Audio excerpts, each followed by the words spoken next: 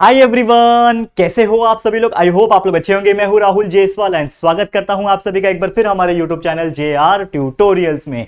तो दोस्तों आज अगेन आपके सामने one of the most important and most beautiful 10th standard के लिए साइंस का लेक्चर वीडियो में लेकर आ गया हूं दोस्तों। और आज अगेन एक बेहतरीन लेक्चर वीडियो हमें देखना है। जैसा कि आप जानते हैं यार, 10th का तो ऑलरेडी सिलेबस कंप्लीटेड है। कुछ बच्चे कमेंट कर रहे थे कि सर 10th का सिलेबस काफी पीछे चल रहा है। यार पीछे तो दूर की बात है दोस्तों, बहुत ज्यादा हम लोग का सिलेबस कंप्लीटेड है। मैं आपको बताऊं, इसको मत देखो यार, ये चैप्टर नंबर 2 के ऊपर नजर मत डालो।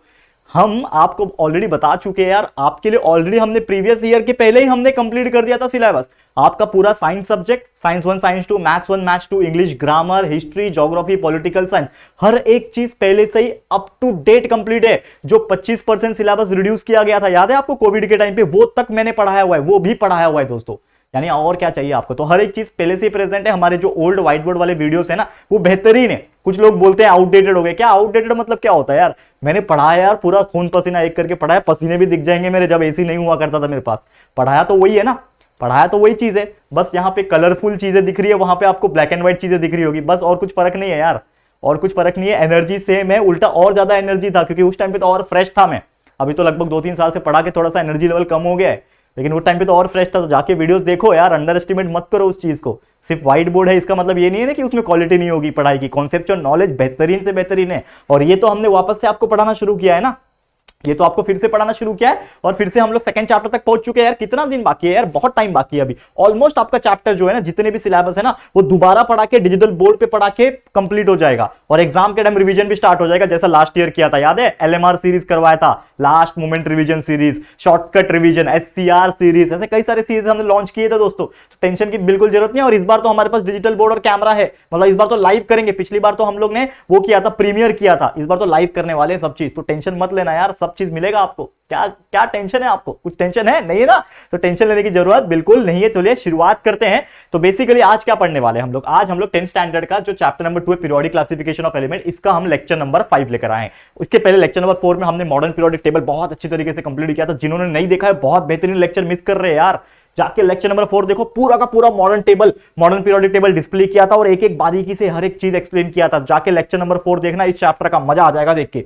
ठीक है, आज 5वां लेक्चर है, इसमें हम लोग बहुत सारी चीजें पढ़ेंगे। लेकिन अगेन ओवरव्यू बता दूं कि हमने सबसे पहले डॉबेराइनर-ट्राइड पढ़ा, क्योंकि वो साइंटिस्ट था जिन्होंने 3 एलिमेंट्स को एक साथ कंसीडर करके उसका क्लासिफिकेशन करने की कोशिश की, लेकिन हो नहीं पाया। फिर आया न्यूलैंड, जिसने ऑक्टेव्स बनाया, 8-8 एलिमेंट को एक साथ रखा। उसके बाद आया कौन? मेंडेलीव, उसने पीरियोडिक टेबल बनाया, लेकिन कुछ ना कुछ खामियां थी उसके अंदर, लिमिटेशंस बहुत थे, ड्रॉबैक्स बहुत सारे थे। फिर आया मॉडर्न पीरियोडिक टेबल। ये सभी चीज हमने ऑलरेडी पढ़ लिया है, लेकिन आज के दिन हम पढ़ने वाले हैं बहुत सारी एक्स्ट्रा चीजें जो इस चैप्टर में है। अब वो क्या है, ध्यान से देखना, कुर्सी की पेटी बांध के देखना, अच्छी तरीके से देखना। वीडियो छोटा होगा लेकिन इफेक्टिव होगा, ध्यान से देखना। अगेन आप लोग मुझे अगर इंस्टाग्राम पे अभी तक फॉलो नहीं किया है आपने यार, प्लीज फॉलो कर लो। ये मेरा इंस्टाग्राम का आईडी है, लिंक डिस्क्रिप्शन बॉक्स में भी दिया हुआ है वैसे, तो वहां से भी फॉलो कर लेना। सोशल मीडिया पे कनेक्टेड रहोगे, ज्यादा अच्छा लगेगा आप लोग को भी और मुझे भी। ठीक है, हमारी फैमिली मजबूत होनी चाहिए। और इंस्टाग्राम पे मैं लाइव सेशन करता हूं, कभी कभी फेस टू फेस बात करने का मौका आपको मिल जाएगा मुझसे। ठीक है, चलिए शुरुआत करते हैं। तो सबसे पहले यहां पे अगर मैं बात करूं, पढ़ना क्या है, पीरियड्स एंड इलेक्ट्रॉनिक कन्फिगरेशन। अब ये होता क्या है? जैसे कि हमने डिस्कस किया था कि पीरियोडिक टेबल जो है हमारा, मॉडर्न पीरियोडिक टेबल, इसमें जितने भी एलिमेंट्स को अरेंज किया गया था, ठीक है, वो उसके increasing order of their atomic number से किया था, ना कि एटॉमिक मास। मतलब एक चीज हम जानते हैं कि जितने भी एलिमेंट्स आगे बढ़ते जाएंगे, चाहे नंबर 1 हो, तो मतलब समझ लेना कि एटॉमिक नंबर अगर किसी एलिमेंट का 1 है, पहले पे कौन है? Hydrogen. Hydrogen, helium, lithium, beryllium, boron, carbon, nitrogen, oxygen. मैंने आपको पूरा बताया था 30 तक कैसे याद रखना, उसका शॉर्टकट तरीका भी आपको बताया था पिछले लेक्चर में, जाके देख लेना। ठीक है, तो नंबर 1 पे कौन है? एटॉमिक नंबर हाइड्रोजन है। इसका मतलब हाइड्रोजन के पास कितना नंबर ऑफ इलेक्ट्रॉन है? 1 इलेक्ट्रॉन है, क्योंकि हमारा एटॉमिक नंबर क्या रिप्रेजेंट करता है? एटॉमिक नंबर रिप्रेजेंट करता है that is the number of electrons present in that particular element. उसके शेल्स बनते हैं, उसके ऑर्बिट बनते हैं, ये सब चीज आज पढ़ाने वाला हूं, ध्यान से देखना।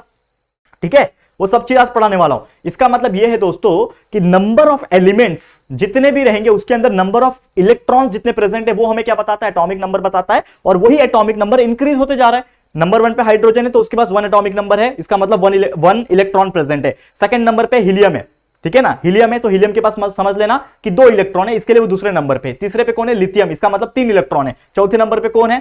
ठीक है, बेरिलियम है। पांचवें पे कौन है? बोरॉन, इसका मतलब उसके पास 5 इलेक्ट्रॉन है। वैसे ही समझ लो किसी के पास 30 इलेक्ट्रॉन है, तो इसका मतलब 30 पे कौन है? जिंक है। जिंक 30 नंबर पे आता है, मतलब उसके पास 30 इलेक्ट्रॉन है, इसीलिए उसका एटॉमिक नंबर 30 है। तो इसका मतलब हम लोग क्लियरली क्या बोल सकते हैं दोस्तों? एक चीज समझो इसको कि इफ वी गो, ठीक है, देखो ध्यान से, if we if we go from left to right, कोई भी पीरियोडिक टेबल था हमारे पास, तो नंबर 1 था, इधर 2 था, फिर 3 4 5 6 7 8 ऐसे ऐसे हमारे बढ़ रहे थे। अभी मेरे पास वो इमेज नहीं है मॉडर्न पीरियोडिक टेबल का, नहीं तो आपको मैं दिखाता, लेकिन आप प्रीवियस लेक्चर में भी देख लेना और आपके पास तो बुक होगा, बुक में भी आप देखोगे। तो ये अगर हम लोग कोई भी लेफ्ट से लेकर राइट तक मूव होंगे तो जितने भी एटम्स है उसके एटॉमिक नंबर क्या हो रहा है, इंक्रीज होते जा रहा है। इसका मतलब क्या हो रहा है कि अगर हम पीरियड के अंदर, पीरियड मतलब क्या होता है, दिस इज द पीरियड ना, ये हमारा पीरियड है, 7 पीरियड थे ऐसे, तो पीरियड के अकॉर्डिंग हम मूव करेंगे तो हमारा जो एटॉमिक नंबर है, if you go from the left to right within the period, the atomic number increases by 1 number. पहले 1 था, फिर मूव किया तो 2 हो गया, फिर मूव किया तो 3 हो जाएगा, फिर मूव किया तो 4 हो जाएगा, फिर मूव किया तो 5 हो जाएगा। समझ में आ रहा है? इसका मतलब जितना मैं लेफ्ट से लेकर राइट तक चले जाते जाऊंगा मेरा एक एक करके एटॉमिक नंबर बढ़ता जाएगा। इससे क्या होगा, इससे यह होगा कि जब भी मेरा एटॉमिक नंबर 1 बाय 1 इंक्रीज हो रहा है, इसका मतलब उसके अंदर जो वैलेंस इलेक्ट्रॉन रहेंगे वो भी तो एक एक करके इंक्रीज हो रहे होंगे। अब आप बोलोगे सर वैलेंस इलेक्ट्रॉन क्या होता है, इसको समझना पड़ेगा, ठीक है, इसको हम लोग समझाएंगे आपको। तो पहले तो एक बात समझ लो कि whenever we move from left to right from any particular period, our atomic number increases, and because of that particular thing, if the atomic number increases, इसका मतलब number of electrons also increases, इसका मतलब valence electron also increases by the 1 number.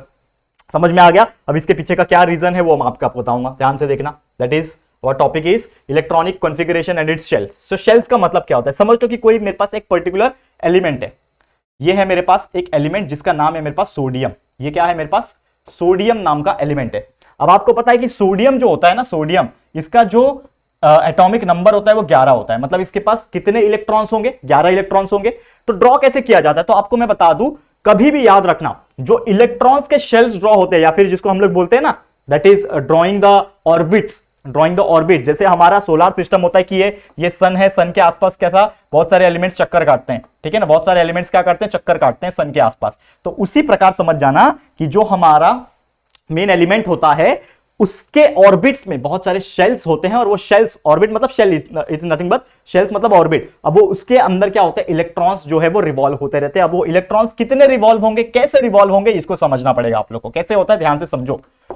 अब जैसे मैंने बोला कि shells कितने होते हैं, 4 शेल्स होते हैं, दैट इज एक शेल, ये 2 शेल, ये 3 शेल, और एक चौथा होगा, चौथा शेल, ठीक है। ऐसे 4 शेल होंगे, ठीक है। ये तो हमारा सोडियम है, ठीक है, ये हमारा क्या है, सोडियम। अब सोडियम के अंदर जैसे मैंने बोला कितने शेल्स है, 4 शेल है। तो यहां पे समझ लो कि कुछ एलिमेंट्स होंगे, ठीक है ना, एलिमेंट्स नहीं, माफ करना, इलेक्ट्रॉन्स होंगे। तो वो कितने होंगे, तो वो ये टेबल बताएगा हम लोग को। समझ जाना कि मैंने आपको बोला कि कितने शेल होते हैं, 4 शेल। वो चारों शेल का नाम क्या है, दैट इज के शेल, एल शेल, एम और एन। सबसे पहले के आता है, फिर एल आता है, फिर एम आता है, ये एन आता है। N is nothing but the numbers, तो 1 first position, second position, third position, fourth position. अब ये formula that is 2n square, electron capacity अगर मुझे निकालना है तो ये क्या है, इसका 2n स्क्वायर है। तो इसका मतलब हम लोग क्या बोल सकते हैं, यहां पे ध्यान से देखना, इसको ध्यान से देखना, ये 2n स्क्वायर है, यहां पे मतलब 2 मल्टीप्लाई बाय n कितना है, 1, तो 1 का स्क्वायर, तो 2 multiply by 1 square is nothing but 2, समझा। फिर ये 2 मल्टीप्लाई बाय 2 का स्क्वायर, 2 मल्टीप्लाई बाय 2 का स्क्वायर, 2 का स्क्वायर 4 होता है, 4 2 जा 8। फिर ये 3 मल्टीप्लाई बाय 2, सॉरी हाँ करेक्ट ना, 3 मल्टीप्लाई बाय n का वैल्यू जो है यहाँ पे, सॉरी हाँ एक गड़बड़ हो गया ना, यहाँ पे 2 मल्टीप्लाई बाय, फॉर्मूला क्या है 2n स्क्वायर है ना, फॉर्मूला 2n स्क्वायर है, तो 2 मल्टीप्लाई बाय 3 का स्क्वायर, तो 3 का स्क्वायर 9, 9 2 जा 18। अब अगेन 2 मल्टीप्लाई बाय क्या हो जाएगा, 4 का square, that is 4 square 16 plus 16 multiply by 2 is nothing but 32। अब ये जो वैल्यू आया ना इलेक्ट्रॉन कैपेसिटी, जो आपको लास्ट कॉलम में दिख रहा है, दिख रहा है ये 2 8 18 82, sorry 2 8 18 32, this is the electrons, that is the number of electrons that a maximum shell can bear. मतलब जो भी आपके शेल्स बन रहे हैं, समझ लो कि ये आपका पहला शेल है जिसका नाम क्या होगा K, इसका नाम क्या होगा L, इसका नाम क्या होगा M, और इसका नाम क्या होगा N। ये मतलब चारों शेल के आपके नाम है K L M N। अब जैसे मैंने बोला कि K का जो शेल है इसका इलेक्ट्रॉन कैपेसिटी कितना है, 2 है, 2 से ज्यादा इलेक्ट्रॉन इसके अंदर नहीं आ सकते। मतलब जो मेरा जो पहला शेल है जिसका नाम K है, K के अंदर हम ज्यादा से ज्यादा 2 इलेक्ट्रॉन को रख सकते हैं, या फिर वो रह सकता है, 2 इलेक्ट्रॉन से ज्यादा नहीं रह सकता। मतलब उसकी कैपेसिटी कितनी है, सिर्फ 2 इलेक्ट्रॉन की। समझ में आ रहा है? उसके बाद आता है 8, मतलब सेकंड नंबर पे जो है, यानी कि L जो शेल है, L नाम का जो शेल है, उसके पास कितने इलेक्ट्रॉन रह सकते हैं, 8 इलेक्ट्रॉन से ज्यादा नहीं रह सकते। मतलब ये जो L नाम का शेल है इसके पास 8 से ज्यादा नहीं रह सकते। तीसरा जो शेल रहेगा जिसका नाम है M शेल, ठीक है, उसके पास कितने हो सकते हैं? 18। 18 से ज्यादा वो नहीं रख सकता। वैसे लास्ट में n सेल है, चौथे नंबर का जो शेल है उसके पास 32 हो सकते हैं, उससे ज्यादा नहीं रख सकता। ये हो गया आपका electronic capacity, that is nothing but the electronic capacity of electron shell. हर एक शेल में 4 शेल होते हैं, याद रखना। कोई भी कितना भी बता दे आपको कि कोई भी एलिमेंट के जो शेल्स बनते हैं, इलेक्ट्रॉनिक शेल्स बनते हैं, वो सिर्फ 4 होते हैं, KLMN। के का कैपेसिटी होता है 2, उसके बाद होता है 8, उसके बाद होता है 18, 32। तो ये दिमाग में रख लो, जिंदगी भर याद रखना, 2, 8, 18, 32, 2, 8, 18, 32। ये सीक्वेंस याद रख लो, KLMN 2, 8, 18, 32। ये आपके इलेक्ट्रॉनिक शेल्स होते हैं, इलेक्ट्रॉनिक कैपेसिटी होता है, ठीक है। अब उसको एक एग्जांपल से मैं आपको समझा रहा हूं, that is nothing but electronic configuration कैसे निकालते हैं। आपको एक चीज पता है कि इलेक्ट्रॉनिक कॉन्फ़िगरेशन कैसे निकाला जाता है। आपको मैं एक चीज समझा देता हूं, electronic configuration that is the number of electrons a shell can bear, that is nothing but the electronic configuration. कैसे? देखो थोड़ा सा ध्यान से। जैसे मैंने बोला K है मेरे पास, ठीक है, मेरे पास क्या है दोस्तों? K। समझो इसको। अब K के पास मैक्सिमम कितना हो सकता है? 2। तो मैंने यहां पे 2 बनाया, एक यहां पे और एक यहां पे। K के पास मैंने 2 इलेक्ट्रॉन, ये जो डॉट बना रहा हूं समझ लो ये इलेक्ट्रॉन है। तो K के पास मैक्सिमम 2 हो सकते हैं, मैंने 2 बना दिया। L के पास मैक्सिमम कितने हो सकते हैं? 8। L कौन है? ये वाला। तो इसके पास 8 बना लो, कहीं पे भी बना सकते हो। 1, 2, 3, ये 4, ये 5, ये 6, ये 7 और ये 8। टोटल मैंने कितने बना लिए? यहां पे 8 इलेक्ट्रॉन्स बना लिए। मुझे एक बात बताओ, हम कर किसका रहे हैं? सॉल्व किसका कर रहे हैं? सोडियम का कर रहे हैं। सोडियम के पास 11 इलेक्ट्रॉन है, खाली 11 एटॉमिक नंबर है, मतलब नंबर ऑफ इलेक्ट्रॉन सोडियम के पास 11 है। ऑलरेडी यहां पे आप देखोगे, काउंट कर लो, 2 पहले वाले शेल में बन गए K में और 8 बन गए L वाले शेल में। मतलब 2 बना लिया पहले आपने, फिर 8 बना लिया किसमें? L वाले शेल में। लेकिन अभी मेरे पास 2 और 8 बन गए, इसके पास 11 है, तो मेरे पास सिर्फ एक ही बच रहा है ना। तो एक ही बच रहा है, तो जो मेरा तीसरा शेल है M, जिसकी कैपेसिटी 18 है, 18 तक बना सकता हूं, लेकिन मेरे पास होना भी तो चाहिए उतना। मैं सोडियम का अगर मैं निकाल रहा हूं इलेक्ट्रॉनिक कॉन्फ़िगरेशन, तो उतना मेरे पास होना भी तो चाहिए। एक्चुअल में मैक्सिमम में 18 लिख सकता हूं। यहां पे जो L वाला, सॉरी M वाला जो ये सर्कल है, ये जो ऑर्बिट है मेरा, जो शेल है, इसके अंदर मैं 18 इलेक्ट्रॉन्स को डाल सकता हूं। लेकिन मेरे पास कितना बचा है? सिर्फ एक बचा हुआ है, सिर्फ एक बचा हुआ है। तो यहां पे कहीं पे भी मैंने एक डाल दिया और ये मेरा क्या हो गया? That is nothing but electronic diagram, electronic shell diagram you can say that. इसको हम लोग बोलेंगे ऑर्बिट डायग्राम, ठीक है। इसको हम लोग क्या बोलेंगे? ऑर्बिट डायग्राम, ऑर्बिट शेल, जो बोलना है बोलो। ये हमारा क्या हो गया? That is atomic orbit diagram. ये हो गया इलेक्ट्रॉनिक डायग्राम, ये हो गया। अब ये जो चीज आया ना कि पहले पे आपने 2 लिखा, दूसरे पे 8 लिखा, तीसरे पे n, ये जो 2, 8, 1 आया ना, ये है आपका electronic configuration of sodium. Sodium का आपने इलेक्ट्रॉनिक कॉन्फ़िगरेशन निकाल लिया। क्या निकाल लिया? सोडियम का इलेक्ट्रॉनिक कॉन्फ़िगरेशन निकाल लिया। यस, बिल्कुल निकाल लिया। आप बोलोगे सर मजा आ गया पढ़ के। कमेंट सेक्शन में कमेंट करके बताओ मजा आया कि नहीं। एक और एग्जांपल करा दो। वैसे तो एग्जांपल नहीं, मतलब ये ऑलरेडी आपने 9th में भी पढ़ाया होगा, मैंने आपको याद होगा, लेकिन चलो मैं आपको एक और एग्जांपल से समझाता हूं। इसको समझो, समझ लो कि आपको कोई क्वेश्चन पूछा है कि find the electronic configuration of, let's suppose मैं लेता हूं क्लोरीन। क्लोरीन आपको पता है, क्लोरीन इलेक्ट्रॉनिक कॉन्फ़िगरेशन मुझे निकालना है। तो क्लोरीन का सबसे पहले मुझे बताओ एटॉमिक जो नंबर होता है, क्लोरीन का एटॉमिक नंबर जो होता है वो 17 होता है। इसका मतलब 17 क्या है? इसके पास नंबर ऑफ इलेक्ट्रॉन्स जो है, नंबर ऑफ इलेक्ट्रॉन्स जो है वो कितने हैं? उसके पास 17 है।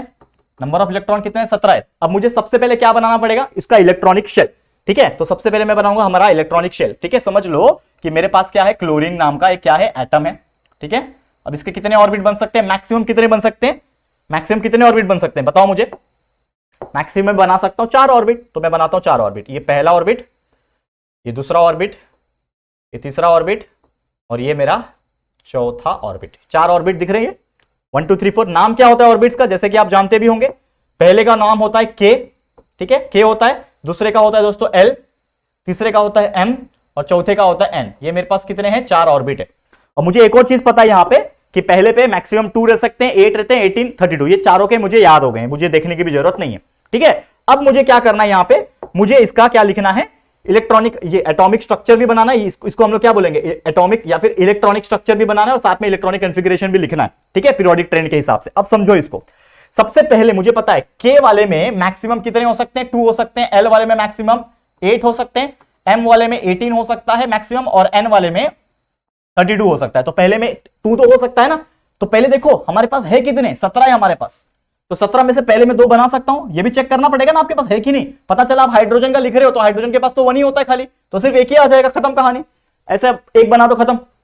लेकिन हमारे पास तो 17 है ना, क्योंकि we are going to find out the value, और we can say we are going to draw the atomic structure of chlorine, that is the having 17 electron, 17 electron है इसके अंदर, ठीक है। तो मतलब पहले वाले में मैक्सिमम कितना बना सकता हूं, 2 बना सकता हूं, मैंने बना लिया 2। दूसरा जो L है उसमें मैक्सिमम में 8 बना सकता हूं, तो बना सकता हूं क्या है, क्या मैंने 2 बना लिया और 8 बना सकता हूं, मतलब टोटल 10 हो जाएगा, तो बना सकता हूं, बना दो। यहां पे 1 2 3 4 5 6 7 और ये 8 बन गया 8 टोटल, ये हमने बना लिया 8। तो मतलब पहले वाले में मैंने कितना बनाया, इलेक्ट्रॉनिक कॉन्फ़िगरेशन क्या होता है, पहले वाले में मैंने 2 बनाया, दूसरे वाले में 8 बनाया, ठीक है, दूसरे वाले में 8 बनाया। अब तीसरे वाले में मैक्सिमम 18 बना सकता हूं, लेकिन बचा कितना है मेरे पास, वो भी तो चेक करो ना, बचा कितना है, 17 है मेरे पास टोटल, उसमें से मैंने 2 और 8 मतलब 10 बना दिया, मेरे पास 7 बच रहा है खाली। टोटल मेरे पास 17 था ना, नंबर ऑफ इलेक्ट्रॉन क्लोरीन का 17 था, 17 में से मैंने 10 बना लिए, अभी भी 7 बच रहा है मेरे पास। तो मैं 7 तीसरे वाले में लिख सकता हूं क्या, एम में 7 लिख सकता हूं क्या, देखो एम में तो 18 लिख सकता हूं, तो बचा हुआ 7 तो लिख ही सकता हूं, 18 से ज्यादा नहीं होना चाहिए ना, तो 18 से कम तो चलेगा ना। तो यहां पे मैं जो तीसरा वाला है इसमें मैं और कितना बना सकता हूं, 7 बना सकता हूं, यानी 1, ठीक है, 2 3, ये 4, ये 5, ये 6 और ये 7। तो मतलब ये मैंने बना लिया कि पहले वाले में 2, दूसरे वाले में 7 और दूसरे वाले में 8 और तीसरे वाले में 7। तो ये जो आया है ना मेरा 2, 8, 7, this is the electronic configuration of the chlorine and this structure is called as the electronic structure और we can say it as the atomic structure of the chlorine. ये चौथे वाले की जरूरत नहीं है, इसको आप मिटा देना, ये चौथे वाले की जरूरत नहीं है, ये चौथे वाले की जरूरत नहीं, क्योंकि 3 में ही अपना काम हो गया, 3 में ही काम हो गया, तो इसको बोलते हैं एटॉमिक स्ट्रक्चर, इसको बोलेंगे इलेक्ट्रॉनिक कॉन्फ़िगरेशन। समझ में आ गया दोस्तों, क्लियर है? तो उम्मीद कर रहा हूं कि आपको ये बहुत अच्छी तरीके से समझ में आ गया होगा। चलो ये हो गया हमारा एक टॉपिक खत्म यहां पे, दैट इज इलेक्ट्रॉनिक कॉन्फ़िगरेशन वाला पार्ट जो है वो आपको समझ में आ गया होगा बहुत बेहतरीन तरीके से। आप जाते हैं नेक्स्ट टॉपिक के साथ, कमेंट करके बताना कि आपको कैसा लगा, पढ़ के मजा आया कि नहीं आया, पूरा कॉन्सेप्ट समझ में आ गया होगा इसका। अब चलते हैं नेक्स्ट टॉपिक की तरफ। अब देखो इसको समझो, ये क्या है, periodic trends in modern periodic table. इसको समझो, पीरियोडिक ट्रेंड्स क्या होता है। पीरियोडिक ट्रेंड इन एमपीटी मतलब modern periodic table. Modern periodic table जब हमने पढ़ा था तो एक क्लियर कट उसमें बात सीखी थी कि that is the atomic numbers, the elements are arrange in the increasing order of their atomic number. इसका मतलब एक और चीज है कि जो प्रॉपर्टीज होगा एलिमेंट का, अगर एक चीज सोचा जाए कि जो भी एलिमेंट्स होंगे, बहुत सारे एलिमेंट्स, उनकी प्रॉपर्टीज भी अलग अलग होगी। हो सकता है हाइड्रोजन की अलग है, हीलियम की अलग है, लिथियम की अलग है, बेरिलियम, बोरॉन, कार्बन, नाइट्रोजन, हर एक एलिमेंट की कुछ ना कुछ प्रॉपर्टीज तो अलग होगी। मतलब जैसे जैसे हम लोग नंबर वाइज मूव करते जाएंगे, एलिमेंट्स के प्रॉपर्टीज भी हम लोग को अलग अलग दिखाई देंगे, चाहे हम पीरियड वाइज मूव करें, चाहे हम ग्रुप वाइज, पीरियड वाइज मतलब हॉरिजॉन्टली मूव करें या फिर ग्रुप वाइज यानी वर्टिकली मूव करें, हमें पता ये चलेगा कि कहीं ना कहीं जो प्रॉपर्टीज है उन पर्टिकुलर एलिमेंट्स की वो क्या है, अलग अलग है, कुछ ना कुछ चेंजेस है, अनसर्टेन है, और कुछ ना कुछ एक अगर चेंजेस भी आ रहा है तो एक पर्टिकुलर रेगुलर पैटर्न में वो रिपीट हो रहा होगा या फिर कुछ तो उसमें कॉमन होगा। ये सभी चीज को अगर मद्देनजर देखा जाए तो हम लोग क्या बोल सकते हैं कि when the properties of elements are compared, जब हम लोग बहुत सारे एलिमेंट्स के जो अलग अलग प्रॉपर्टीज है उसको जब कंपेयर करेंगे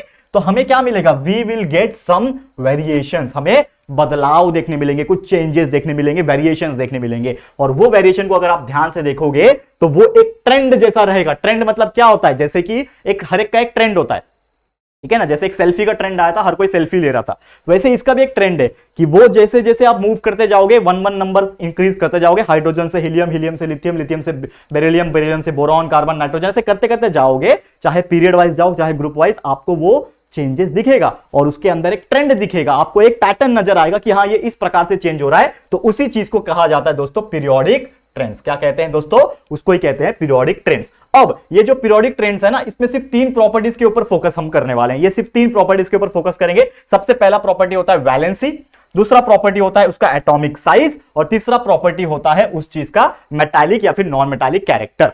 ठीक है, तो ये 3 प्रॉपर्टीज को बारी बारी से डिस्कस करेंगे। तो आज सिर्फ पहला वाला डिस्कस करेंगे, दैट इज वैलेंसी, क्योंकि ये हमारा इलेक्ट्रॉनिक कॉन्फ़िगरेशन जो हमने पढ़ा वो उसी से लेना देना है, इसका इसी से मिलता जुलता है, इसीलिए हम लोग अभी वैलेंसी पढ़ने वाले हैं। और बाकी के जो एटॉमिक साइज वाला है और मेटालिक नॉन मेटालिक कैरेक्टर है, इसको हम लोग नेक्स्ट लेक्चर में देख लेंगे। ठीक है, तो सबसे पहले हम लोग अभी जो अगला टॉपिक कराने जा रहा हूं मैं, वो है हमारे लिए क्या है, वो है दोस्तों वैलेंसी।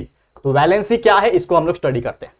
अब आपको एक चीज पता है, जैसे मैंने आपको बोला कि हमने जब स्टार्टिंग में पढ़ाई की, हम लोग को एक चीज नजर आया, यहां पे क्या नजर आया, देखो ध्यान से, जैसे मैंने बोला कि जैसे हम लोग लेफ्ट से राइट जाते हैं तो उसका एटॉमिक नंबर इंक्रीज होता है, that is the number of electrons also increase होता है, और साथ ही में हम लोग बोलते हैं कि उसके वैलेंस इलेक्ट्रॉन्स भी इंक्रीज हो रहे हैं। ये कैसे इंक्रीज हो रहा है मैं आपको बताता हूं। वैलेंस इलेक्ट्रॉन्स का मतलब क्या है, जैसे कि ये हमने एटॉमिक नंबर पढ़ा, यहाँ पे इलेक्ट्रॉनिक कॉन्फ़िगरेशन पढ़ा, तो यहां पे आप देखोगे तो लास्ट में 7 है, लास्ट में क्या है इसके 7 है, तो ये जो लास्ट वाला जो ऑर्बिट होता है ना, इसी को हम लोग बोलते हैं वैलेंस इलेक्ट्रॉन। क्या बोलते हैं? वैलेंस इलेक्ट्रॉन, और इसको बोलते हैं हम लोग आउटर मोस्ट शेल। ठीक है, आउटर मोस्ट शेल। अब उसको कंप्लीट करने के लिए आपको दो चीज पता होगा, आपने सुना होगा, एक होता है ड्यूप्लेट और एक होता है दोस्तों ऑक्टेट। अगर आपने नहीं सुना है तो अलग बात है, लेकिन आपको याद रखना, ड्यूप्लेट का मतलब होता है 2, ऑक्टेट का मतलब होता है 8। ये दो चीज आपको याद रखना। कोई भी शेल में जो आउटर मोस्ट शेल होता है, जो सबसे बाहर वाला जो शेल होता है, या तो उसके लास्ट में 2 होना चाहिए या तो 8 होना चाहिए, उसके अलावा और कुछ नहीं चलेगा भैया। अगर मैं इलेक्ट्रॉनिक कॉन्फ़िगरेशन लिखता हूं तो लास्ट में 2 होना चाहिए या तो 8 होना चाहिए।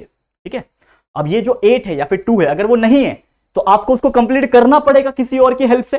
ठीक है, करना पड़ेगा, तो उसको हम लोग बोलते हैं that is the sharing of electrons. लेकिन अभी वो हम लोग को पढ़ना नहीं है, that is sharing of electron नहीं पढ़ना है, लेकिन कितने की जरूरत है कि ताकि वो ड्यूप्लेट कंप्लीट हो सके या फिर ऑक्टेट कंप्लीट हो सके, that is nothing but the valence electron. उसी को हम लोग क्या बोलते हैं? वैलेंस इलेक्ट्रॉन बोलते हैं, उस चीज को हम लोग वैलेंसी कहते हैं। ठीक है, तो वही चीज हमें स्टडी करना है। देखो ध्यान से, तो वैलेंसी मतलब द नंबर ऑफ, क्या बोलेंगे हम लोग?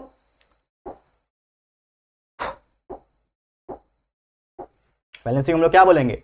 The number of electrons required to complete its outer most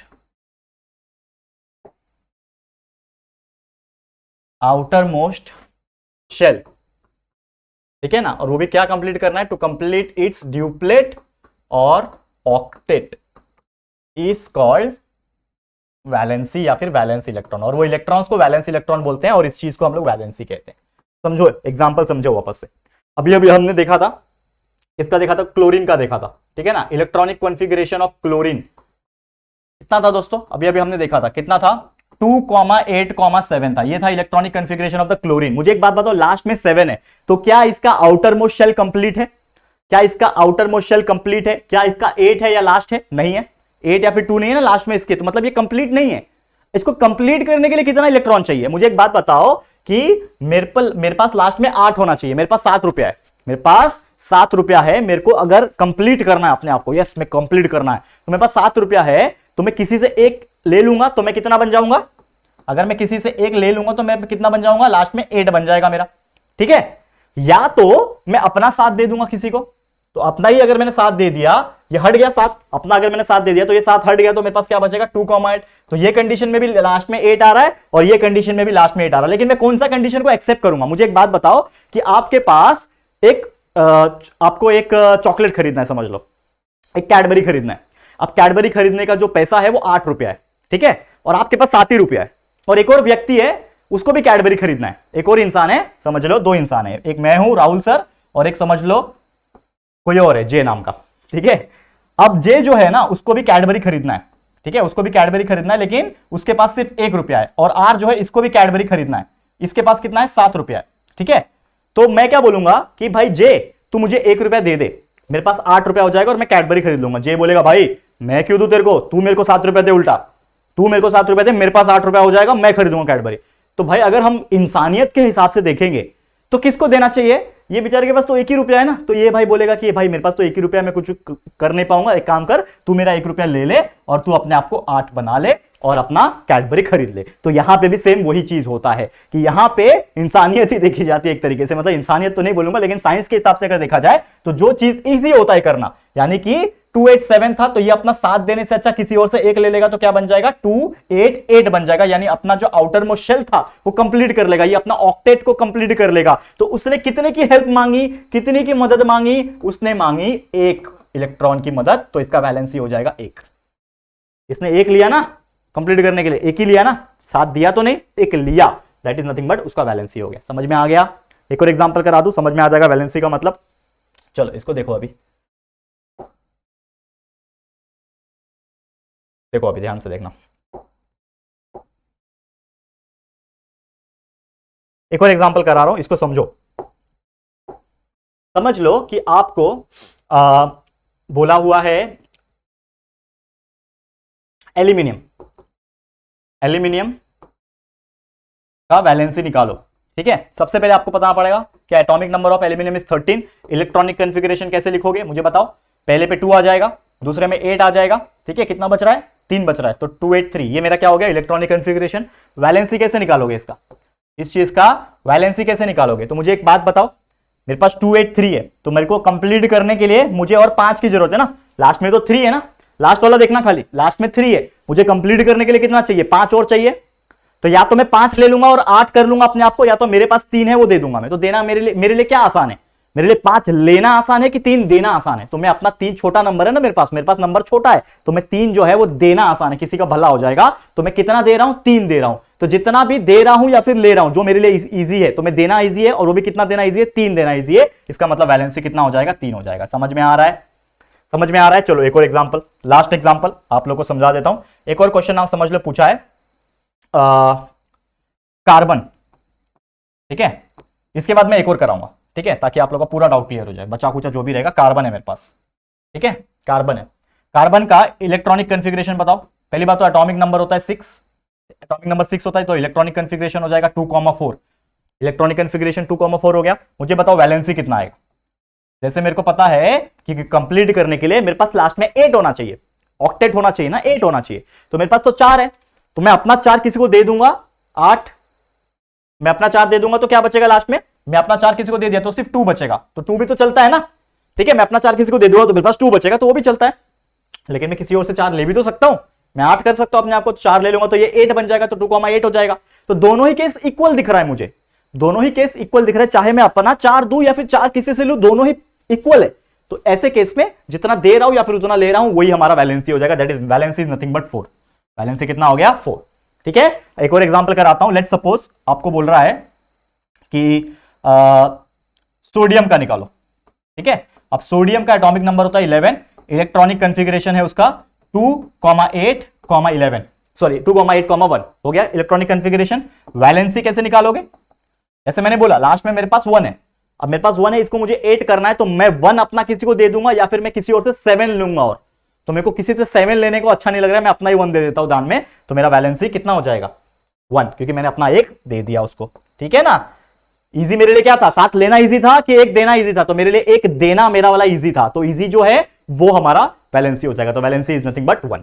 समझ में आ गया। तो इसी प्रकार से आप कोई भी पर्टिकुलर एलिमेंट का इलेक्ट्रॉनिक कॉन्फ़िगरेशन, उसका वैलेंसी और उसका सिंबल, यही सब एग्जाम में पूछता है। एक कोई नाम दिया रहेगा एलिमेंट का, उसका सिंबल लिखना होता है, उसका एटॉमिक नंबर लिखना होता है, उसके इलेक्ट्रॉनिक कॉन्फ़िगरेशन और उसका वैलेंसी, ये आराम से लिख सकते हो। इतना मैं आपको बोल सकता हूं कि आप लोग एक्सपर्ट हो जाओगे। अभी इसको देख लिया मतलब समझ लो आप एक्सपर्ट हो गए। समझ में आ गया, क्लियर है। तो वैलेंसी वाला पार्ट हमने बहुत अच्छी तरीके से कंप्लीट कर दिया। तो पहला पार्ट हो गया वैलेंसी। अब दूसरा एटॉमिक साइज और metallic and non metallic characters, ये हम लोग एक अगला लेक्चर जो आएगा, लेक्चर नंबर 5 या 6 जो भी रहेगा हमारा लेक्चर नंबर 6, उसमें हम लोग कंप्लीट कर देंगे और ये चैप्टर भी हमारा कंप्लीट हो जाएगा। ठीक है, तो आज का लेक्चर इसी के साथ यहां पे स्टॉप करता हूं और उम्मीद करता हूं कि आपको बहुत अच्छी तरीके से ये वीडियो समझ में आ गया होगा और काफी ज्यादा मजा भी आया होगा पढ़ाई करने में। तो आज के लिए इतना। ये वीडियो आपको कैसा लगा प्लीज कमेंट करके बताना। वीडियो पसंद आया है, अच्छा लगा है दोस्तों, तो प्लीज वीडियो को लाइक कर देना और अपने दोस्तों के साथ जितना हो सके शेयर कर देना। और अगर फर्स्ट टाइम आए हो चैनल पे, अभी तक चैनल को सब्सक्राइब नहीं किया यार, तो आप लोग की सपोर्ट की जरूरत है यार। 1 मिलियन करवाना है फटाफट से, तो प्लीज सब्सक्राइब आवर चैनल, अपने दोस्तों को भी बोलना सब्सक्राइब करने के लिए। ठीक है, तो चलो आज के लिए इतना ही, जल्दी मिलेंगे गाइस हमारे न्यू वीडियो में। तब तक के लिए thank you and good bye.